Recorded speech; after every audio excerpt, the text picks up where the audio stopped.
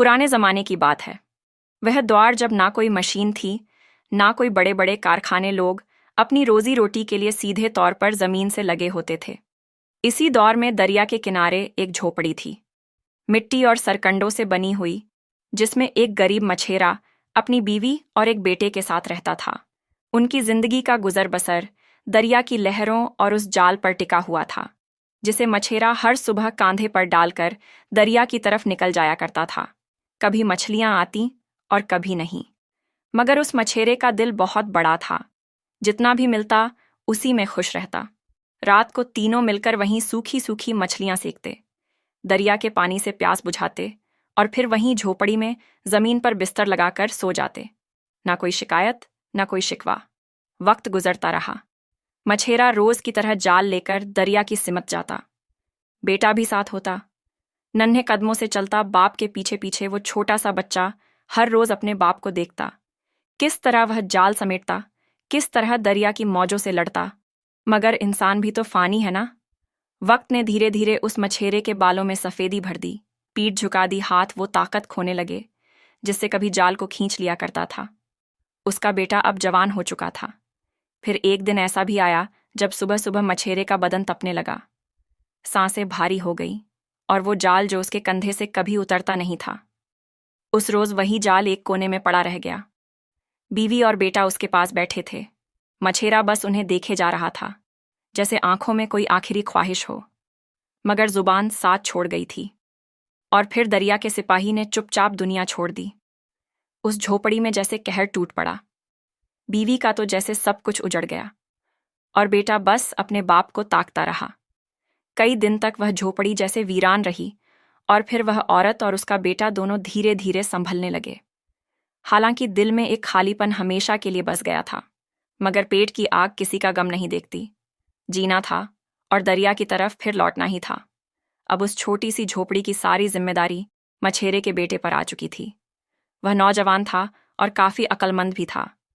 बचपन में जो हुनर बाप के साथ सीख लिया था, अब वही काम उस घर की उम्मीद बन चुका था।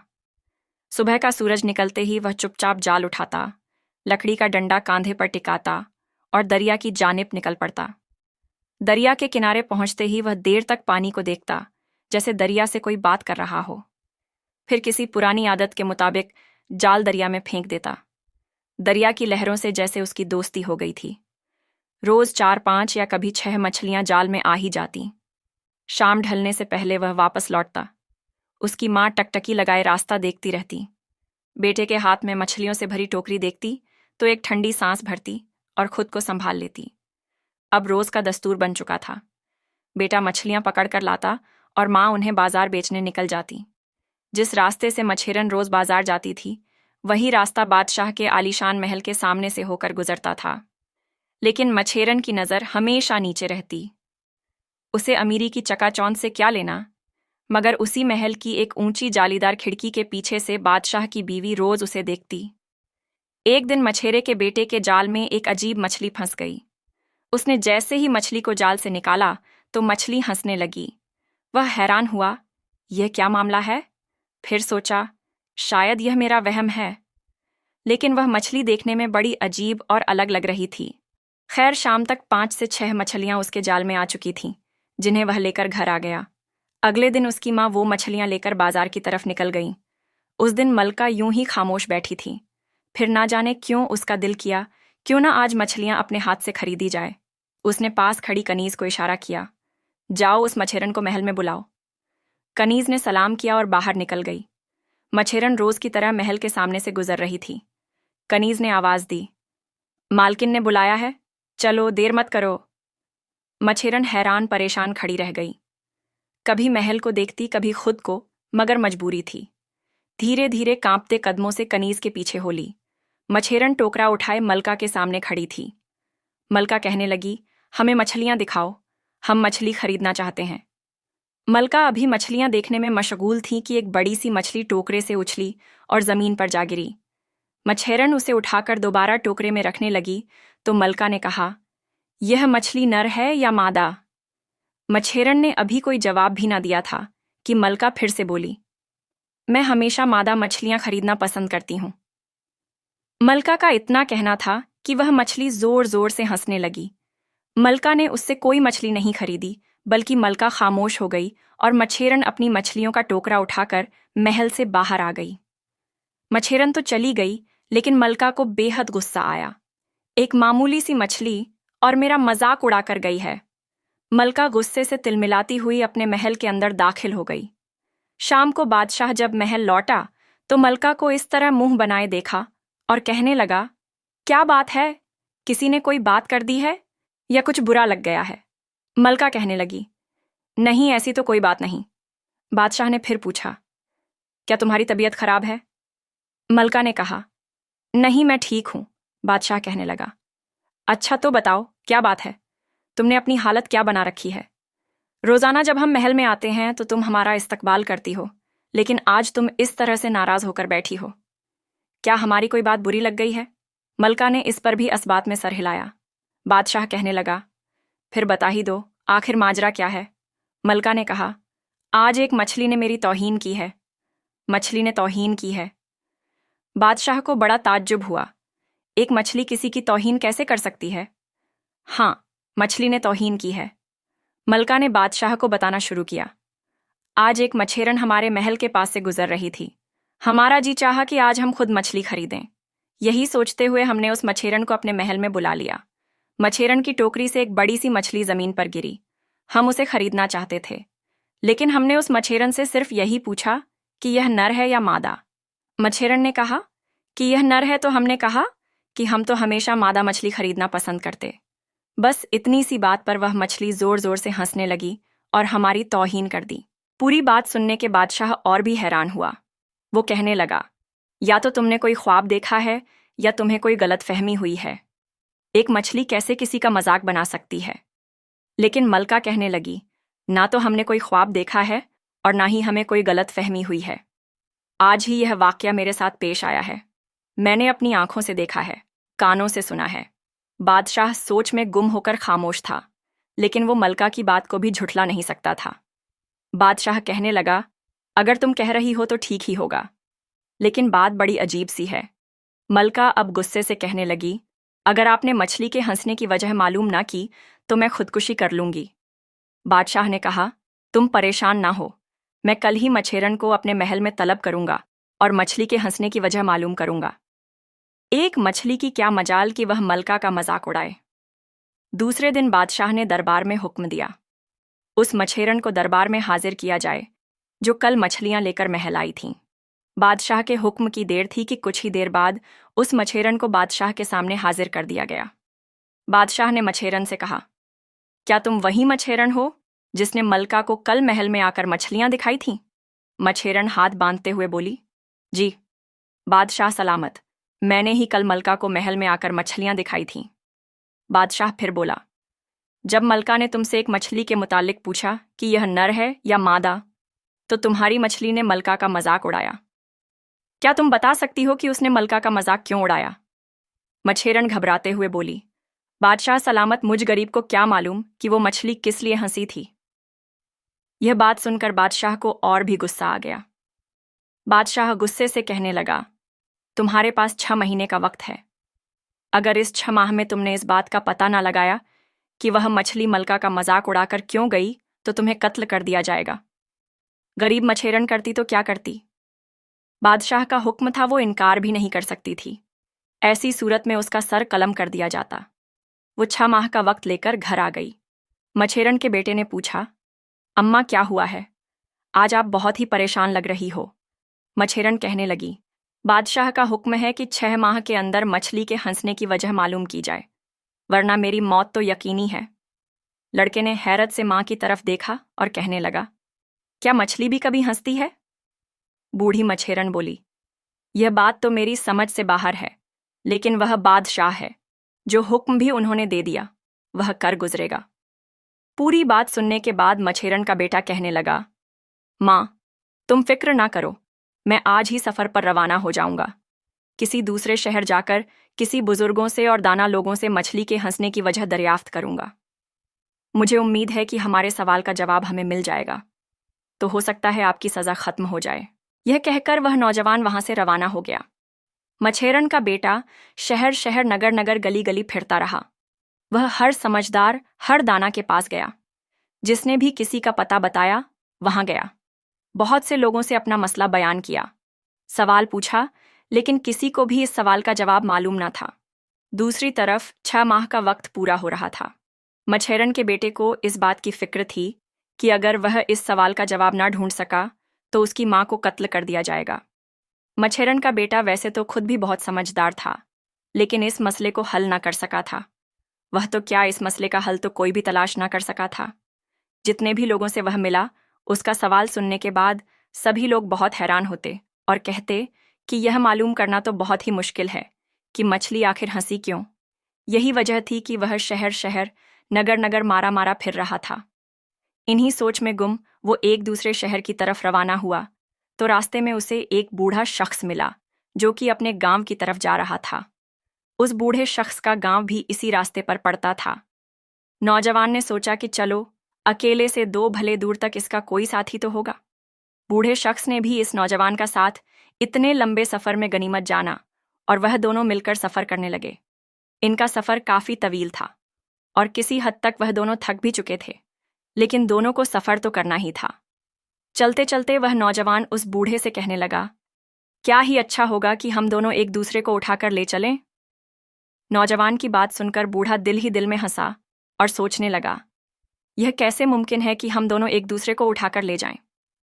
फिर बूढ़े ने सोचा, बेवकूफ है तो हो, मुझे इससे क्या, मुझे तो अपना सफर तय करना है। यह सोचते हुए दोनों अपने सफर पर चले जा रहे थे। चलते चलते वह एक खेत के पास से गुजरे तो वह नौजवान इस बूढ़े से कहने लगा, यह खेत खा लिया गया है या नहीं। अब तो बूढ़े को इस नौजवान की अक्ल पर वाकई शक होने लगा। वो सोचने लगा, वाकई यह निहायत ही बेवकूफ इंसान है। लेकिन उसने इस नौजवान को टालने की गरज से कहा, मुझे नहीं मालूम। खामोशी से दोनों आगे बढ़ने लगे और अब वह एक जंगल के करीब पहुंच चुके थे। नौजवान ने अपनी जेब से चाकू निकाला और बूढ़े की तरफ बढ़ाते हुए बोला, ये चाकू लो और 2 घोड़े ले आना, लेकिन एक बात का ख्याल रहे, यह चाकू बहुत ही कीमती है, इसे वापस लाना ना भूलना। बूढ़ा सोचने लगा, या तो यह नौजवान वाकई ही बेवकूफ है या मुझे बेवकूफ बनाने की कोशिश कर रहा है। कैसी अजीबोगरीब बातें कर रहा है, जिनका ना सिर है ना पैर। बूढ़े ने कहा, अपना चाकू वापस ले लो, मैं घोड़े नहीं ला सकता। और वह दोनों अपना सफर जारी रखते हुए आगे की तरफ बढ़ने लगे। आधे से ज्यादा सफर वह तय कर चुके थे। बूढ़े शख्स का घर करीब ही आने को था कि वे एक छोटी सी बस्ती से गुजरे। बस्ती से गुजरकर वे गांव के अंदर की तरफ गए, लेकिन वहां पर किसी ने भी ना तो उनका हालचाल पूछा और ना ही कुछ खाने पीने को दिया। कुछ देर वह गांव में रुके और उसके बाद वहां से रवाना हो गए। वो नौजवान इस बूढ़े से कहने लगा, कितना बड़ा कब्रिस्तान है, चारों तरफ मुर्दे ही मुर्दे हैं। नौजवान की बात सुनकर बूढ़ा सोचने लगा, वाकई ही इस नौजवान का दिमाग खराब है। चारों तरफ लोग घूम रहे हैं जो इसे मुर्दे नजर आ रहे हैं। इतनी बड़ी बस्ती है जिसे यह कब्रिस्तान कह रहा है। लेकिन फिर वह सोचने लगा, मुझे इससे क्या गरज है, जहां इतना सफर गुजार लिया है वहां थोड़ी देर और सही, अब तो मेरा घर भी आने वाला है। अभी वह चंद कदम ही आगे बढ़े थे कि एक छोटा सा कब्रिस्तान उन्हें नजर आया। वहां पर कुछ लोग कब्रों पर फातिहा पढ़ रहे थे और 2-4 आदमी खेत के इर्द गिर्द बैठे थे। इस बूढ़े और नौजवान को जब इन लोगों ने देखा तो अपने पास बुलाया, खाना खिलाया, हालचाल पूछा। पेट भरकर खाना खाने के बाद बूढ़ा और नौजवान दोनों वहां से रवाना हुए। तो नौजवान कहने लगा, कैसा अच्छा और हंसता बसता शहर है। उसकी बात सुनकर बूढ़ा सोचने लगा, कैसा पागल इंसान है। अभी एक बस्ती को यह कब्रिस्तान कह रहा था और अभी यह एक कब्रिस्तान को शहर बता रहा है। अगर कुछ अरसा मैं इसके साथ रहूं तो यकीनन मैं भी पागल हो जाऊंगा। लेकिन फिर उसने सोचा, यह नदी पार करने के बाद ही तो मेरा घर आ जाएगा। दूर से ही उसे अपनी बस्ती के आसार नजर आ रहे थे। नदी के पास पहुंचकर उस बूढ़े ने अपने जूते उतारे और हाथ में कर लिए। फिर नदी पार करने लगा, लेकिन उस नौजवान ने जूते नहीं उतारे, जूतों समेत ही नदी पार कर गया। बूढ़ा अब भी हैरानी से इस नौजवान को देख रहा था। उसने सोचा, कैसा पागल इंसान है जो जूतों समेत ही नदी पार कर आया है। बूढ़े शख्स का घर भी सामने आ चुका था। बूढ़ा सोचने लगा, यह पागल है तो क्या हुआ, इसने एक तवील सफर में मेरा साथ दिया है, ना जाने कितना सफर इसे आगे तय करना है। मुसलमान होने के नाते मैं सोच रहा हूं कि इसे 2-3 रोज अपने घर रहने की दावत दूं। बूढ़ा शख्स नौजवान से कहने लगा, ना जाने कितना सफर तुम्हें आगे तय करना है। तुम ऐसा करो, 2-4 रोज मेरे घर रुक जाओ। नौजवान कहने लगा, तुम्हारी दावत का शुक्रिया, लेकिन पहले मुझे यह तो मालूम करने दो कि तुम्हारे घर की कड़ियां मजबूत भी हैं या नहीं। बूढ़े शख्स ने सोचा, यह इसी तरह बेवकूफ़ी और पागलपन की बातें करता रहेगा, और वो हंसता हुआ अपने घर में दाखिल हुआ। घर पर इस बूढ़े शख्स की एक नौजवान बेटी मौजूद थी। उसने बाप को इस कदर हंसते हुए देखा तो कहने लगी, बाबा, आप इस कदर क्यों हंस रहे हैं?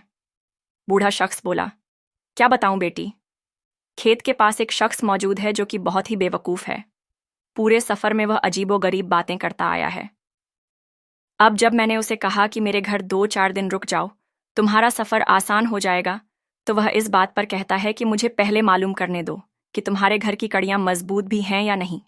उसका कहना है कि जब तक उसे इस बात की तसल्ली ना हो जाए, वो हमारे घर में हरगिज नहीं आएगा। लड़की ने जब यह बात सुनी तो कुछ सोचते हुए बोली, बाबा, वो लड़का बेवकूफ़ नहीं है, आपने गलत समझा है, बल्कि उसका मकसद यह है कि अगर वह हमारे घर मेहमान ठहरता है तो आप उसका बोझ उठा सकते हैं या नहीं। बूढ़े शख्स ने जब बेटी की यह बात सुनी तो चौंका और उसे ख्याल आया, अच्छा, तो इसका यह मकसद है, फिर तो जो बातें उसने रास्ते में की थीं उनका भी कोई ना कोई मकसद होगा। बूढ़ा शख्स अपनी बेटी से कहने लगा, जब हमने सफ़र का आगाज़ किया तो यह नौजवान मुझसे कह रहा था कि क्या ही अच्छा हो कि हम एक दूसरे को उठाकर दूर तक ले चलें। सफ़र करने का यह तरीका बहुत ही निराला होगा, भला इसका क्या मतलब है? लड़की बोली, बाबा जान, उसका मकसद यह था कि हम दोनों में से किसी एक को कोई कहानी सुनानी चाहिए।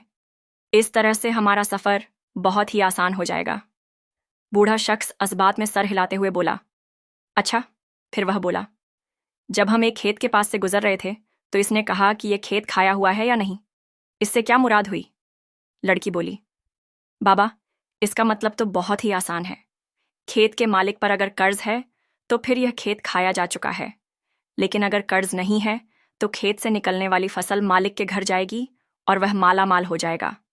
बूढ़े ने कहा, अच्छा, इसका यह मतलब है। अब बूढ़े शख्स को इस बात का एहसास हो रहा था कि पूरे रास्ते वह जिस नौजवान को बेवकूफ़ और कम अक्ल समझता आया था, वह तो बहुत ही ज़हीन था। बूढ़ा फिर से बोला, जब हम एक घने जंगल के करीब से गुजर रहे थे, उस शख्स ने मुझे अपना चाकू दिया और कहा कि जंगल से 2 घोड़े ले आओ, और यह चाकू बहुत ही कीमती है, इसे वहां छोड़कर ना आना। इसका क्या मतलब है? लड़की बोली, बाबा जान, इसका मतलब यह था कि उसने कहा था कि जंगल में जाओ और 2 लाठियां काट कर ले आओ, और हिफाजत के लिए 2 लाठियां 2 घोड़ों के बराबर होती हैं। और चाकू लाने का उसने इसलिए कहा था कि वह दोबारा से इस तरह की लाठियां बनवा सके। बूढ़ा शख्स इन बातों के मतलब जानने के बाद बहुत ही हैरान हो रहा था।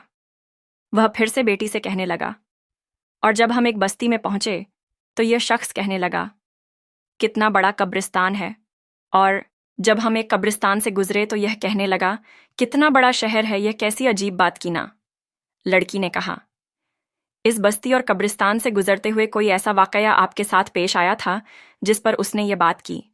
बूढ़ा कहने लगा, कोई खास वाकया तो पेश नहीं आया, बल्कि बस्ती में तो हमसे से किसी ने पानी तक नहीं पूछा, जबकि कब्रिस्तान से गुजरते हुए कुछ लोगों ने हमें खाना खिलाया था, हमारा हाल भी दरियाफ्त किया और यह भी पूछा कि आप दोनों किस तरफ जा रहे हैं। लड़की मुस्कुराते हुए बोली, बाबा जान, वो लड़का बेहद ज़हीन है। उसने इतनी बड़ी बस्ती को कब्रिस्तान इसलिए कहा कि वहाँ के जीते जागते लोगों ने आपसे ना तो खाने के मुताल्लिक पूछा और ना ही सफ़र के मुताल्लिक पूछा, जबकि कब्रिस्तान में आपसे हालचाल भी पूछा गया और आपको खाना भी खिलाया गया। यही वजह थी कि उसने एक बस्ती को कब्रिस्तान वहाँ के लोगों को मुर्दा करार दिया, जबकि एक कब्रिस्तान को एक शहर का नाम दिया, क्योंकि वहां पर आपसे अच्छा सुलूक किया गया था। बूढ़ा शख्स कुछ सोचते हुए बोला, अच्छा बेटी, एक आखिरी बात का मतलब भी बता ही दो। लड़की बोली, क्या बाबा जान? तो बूढ़ा शख्स कहने लगा, जब हम नदी पार कर रहे थे तो मैंने अपने जूते उतार कर हाथ में कर लिए, जबकि वह जूतों समेत ही नदी पार कर आया। अब देखो ना, कितना बेवकूफ़ इंसान है। लड़की मुस्कुराते हुए फिर से बोली, बाबा जान, नदी में इस तरह के नुकीले पत्थर होते हैं जो हमारे पाँव में चुभने की वजह से हमें तरह तरह की बीमारियों में मुब्तला कर सकते हैं और हमारे लिए बहुत ही नुकसानदेह साबित हो सकते हैं। मैं खुद भी यही सोचती हूँ कि नदी पार करते हुए कभी भी जूता नहीं उतारना चाहिए। उसके बाद लड़की ने कहा, बाबा जान, मैं इस नौजवान से मिलना चाहती हूँ। बूढ़ा बोला, ठीक है, मैं उसे अभी बुलाकर लाता हूँ। लड़की ने इस बूढ़े को रोकते हुए कहा, बाबा जान, वह इस तरह कभी भी नहीं आएगा। पहले आप उससे जाकर कहें कि हमारे घर की कड़ियाँ बहुत ही मजबूत हैं। लेकिन रुकिए, मैं पहले उसके लिए चंद तोहफे भेजती हूँ। लड़की ने अपने घर के एक मुलाजिम यानी नौकर को बुलाया। उसे 12 रोटियां, घी से भरा एक बर्तन और दूध से भरी हुई एक मटकी देकर खेतों की तरफ रवाना किया और नौकर से कहा, मेरा एक पैगाम उस शख्स तक पहुंचा देना। उस मुसाफिर को कहना कि चांद पूरा है, साल में 12 महीने होते हैं और समंदर का पानी किनारों से बाहर बह रहा है। नौकर खेत की तरफ रवाना हो गया जहां वह मछेरा बैठा हुआ था। अभी नौकर ने थोड़ा सफर ही किया था कि रास्ते में उसे अपना छोटा बेटा मिल गया जो भूखा था। नौकर सोचने लगा, इतना खाना वो मुसाफिर कहाँ खाएगा? अगर इसमें से कुछ खाना मैं अपने बच्चे को खिला दूं तो क्या हर्ज है। नौकर ने कुछ खाना खुद भी खा लिया और अपने बेटे को भी खिला दिया। उसके बाद वह उस मछेरे के पास जा पहुंचा। उसे खाना देते हुए बोला, तुम्हारे लिए एक पैगाम भी है। चांद पूरा है, साल में 12 महीने होते हैं और दरिया का पानी किनारों से बह रहा है। नौकर ने खाना भी दे दिया और यह पैगाम भी सुना दिया। वो भला इस बात को कैसे समझ सकता था? मछेरे ने जब खाना खोला तो इतनी चीजें मुकम्मल ना थीं जिनका पैगाम इसे मिला था। नौजवान बोला, ठीक है, अपनी मालकिन को मेरा सलाम कहने के बाद एक पैगाम दे देना। चांद नया है, साल में 12 महीने नहीं 10 महीने हैं और समंदर का पानी भी किनारों से बाहर नहीं बह रहा। नौकर बिना सोचे समझे जिस तरह उस लड़की का पैगाम इस मछेरे तक लेकर आया था, उसी तरह बगैर सोचे समझे इस मछेरे का पैगाम उस लड़की के पास ले गया। लड़की ने जब यह सुना तो वह समझ गई कि खाना बिल्कुल मुकम्मल उस शख्स तक नहीं पहुंचा, बल्कि बहुत सा खाना रास्ते में ही निकाल लिया गया है। लड़की ने फौरन ही बूढ़े से कहने लगी, बाबा जान, अब आप जाओ और उस नौजवान को अपने घर ले आओ। बूढ़ा फौरन गया और उस नौजवान को अपने घर ले आया।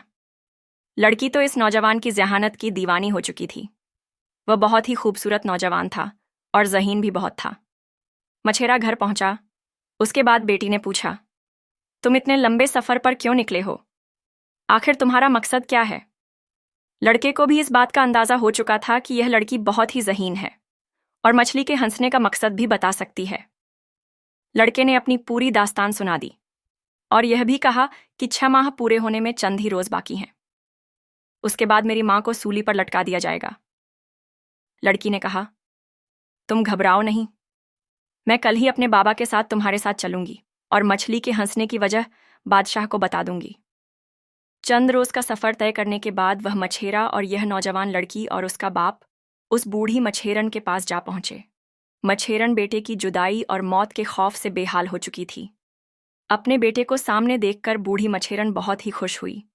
नौजवान कहने लगा, यह लड़की बादशाह को मछली के हंसने की वजह बताएगी। जिस दिन वह वहां पर पहुंचे थे वह बादशाह की मोहलत का आखिरी दिन था, इसलिए लड़की कहने लगी, मुझे जल्दी से बादशाह के दरबार में ले चलो। बूढ़ी मछेरन की तो जिंदगी का सवाल था। वह फौरन ही लड़की को लेकर महल की तरफ रवाना हुई। दूसरी तरफ बादशाह भी अपने सवाल के जवाब का मुंतजिर था। वो बूढ़ी मछेरन को देखते ही बोला, मेरे सवाल का जवाब लाई हो। बूढ़ी मछेरन कहने लगी, जी बादशाह, यह लड़की आपके सवाल का जवाब देगी। बादशाह ने एक नज़र इस कमसिन लड़की की तरफ देखा और सोचने लगा, जिस बात का मतलब कोई भी नहीं बता सका, उस बात का मतलब यह छोटी सी लड़की क्या बताएगी। लेकिन इस बात को नज़रअंदाज करते हुए बादशाह बोला, लड़की तुम ही बताओ कि वो मछली नर है या मादा पूछने पर इस कदर जोर से क्यों हंसी थी। लड़की बोली, बादशाह, अगर जान की पनाह पाऊं तो मैं अर्ज करूं। बादशाह बोला, ठीक है, हमने तुम्हारी जान बख्श दी, लेकिन हमें हमारे सवाल का जवाब चाहिए। अगर तुम हमारे सवाल का जवाब ना दे सकी तो तुम्हारी जान बख्शी नहीं होगी, बल्कि यहीं दरबार में तुम्हें कत्ल कर दिया जाएगा। लड़की बोली, आप मेरी जान बख्शने का वादा करते हैं तो मैं आपको बताती हूं। जब मलका ने मछेरन से पूछा था कि यह मछली नर है या मादा, और साथ ही यह भी कहा था कि मैं हमेशा मादा मछली खरीदना पसंद करती हूँ। तो वह मछली जोर जोर से हंसने लगी थी, क्योंकि इस सवाल से मछली को पता चल गया था कि मलका ने अपने महल में कनीजों के भेष में एक ऐसे नौजवान को छुपा रखा है जिसे वह इश्क करती है, मतलब कि अपने आशिक को लड़की बनाकर दरबार में रखा हुआ है। ये बात सुनकर बादशाह को बहुत गुस्सा आया और वह कहने लगा, अगर इस बात की तस्दीक ना हुई, अगर यह बात झूठी साबित हुई, तो तुम सोच भी नहीं सकती कि तुम्हारा अंजाम क्या होगा। लड़की ने बहुत ही मुतमईन होकर जवाब दिया, इसका हल भी है हमारे पास। आप महल में एक बड़ा सा गड्ढा खुदवाएं और तमाम कनीजों को यह हुक्म दें कि वह बारी बारी इस गड्ढे से कूदकर दूसरी तरफ जाएं। बादशाह ने ऐसा ही किया। तमाम कनीजें और मलका भी वहां पर आ पहुंची। बादशाह का हुक्म सुनते ही तमाम कनीजें एक एक करके उस गड्ढे से पार जा रही थीं। बाकी सब तो लड़कियां थीं, इसलिए वह बारी बारी इस गड्ढे में गिरती गई, जिन्हें उठाने के लिए वहां पर नौकरानियां और मुलाजिम भी खड़े थे। लेकिन इनमें से एक कनीज ही इस गड्ढे को पार कर सकी। बादशाह के हुक्म के मुताबिक उस कनीज को एक तरफ ले जाकर जब तस्दीक की गई, तो यह बात साबित हो गई कि वाकई वह औरत नहीं बल्कि आदमी था। यह देखकर बादशाह ने फौरन ही हुक्म दिया कि मलका का सर कलम कर दिया जाए और साथ ही उस नौजवान को भी कत्ल कर दिया जाए जो कि कनीज की सूरत में महल में रह रहा था। उसके बाद बादशाह ने इस ज़हीन लड़की और मछेरन के बेटे की शादी करवा दी। उन्हें रहने के लिए महल में जगह भी दी और बहुत से इनामात से भी नवाजा। तो दोस्तों, इस तरह एक मछली की वजह से अपनी माँ के लिए वो नौजवान सफ़र पर निकला और फिर गरीबी से महल में रहने तक का सफ़र तय किया। अगर उस दिन मछली ना हंसती तो शायद ना ही बादशाह को असलियत पता चलती और ना ही वह नौजवान गरीबी से महल तक का सफ़र तय कर पाता। लेकिन यह सब कहने की बातें हैं। असल सबक ये है कि जो मिलने वाला होता है वह मिलकर ही रहता है। अगर यह कहानी पसंद आई हो तो लाइक करना ना भूलें। शुक्रिया।